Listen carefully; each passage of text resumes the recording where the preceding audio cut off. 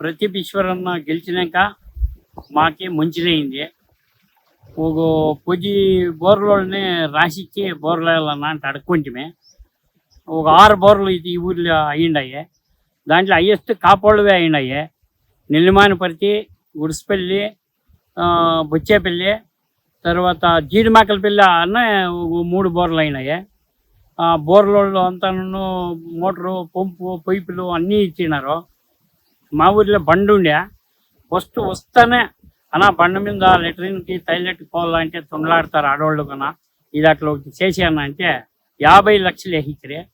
ఎవరికి ఇస్తారో ఎవరికన్నా ఇచ్చుకోలే అనుకుంటే నువ్వే చేయనా 50 లక్షలు చేయని. ఆ 50 లక్షలు చేయి పోయి మాకే ఇచ్చా. తర్వాత రోడ్డు సుమారు ఏండ్లు ఇంకా మా అప్పగారి కాలము మా తాతగారి కాలం ఇంకా 3 రోడ్లో పారాడుతూ ఉంటుంది. బొచ్చగొని పెళ్ళిలో రోజు చేయండి, అది అర్ధాయంకి గలాట్లై నిలిపెట్టేయండి. తిరిగా పూర్తిగా ఈ ప్రతిపన్న రోడ్డు వేసిచ్చా. రోడ్డు క్లీన్గా అయ్యింది. ఏమీ తొందర లేదు. ఇట్లా వాళ్ళు ఇంకా ఒక్క గెలిచి మంచిదయ్యి ముందర ఏమీ తొందర కాకుండా కాపోళ్ళు అంటారు. కాపోళ్ళు ఏమీ ప్రాబ్లంలే. ఏమో పెద్ద లీడర్లు ఎవరో కాట్లాడుకుంటారో ఏమో సమస్య ఏంటుందో అవి చాలా అవుతాయి. ఏం తొందరలే.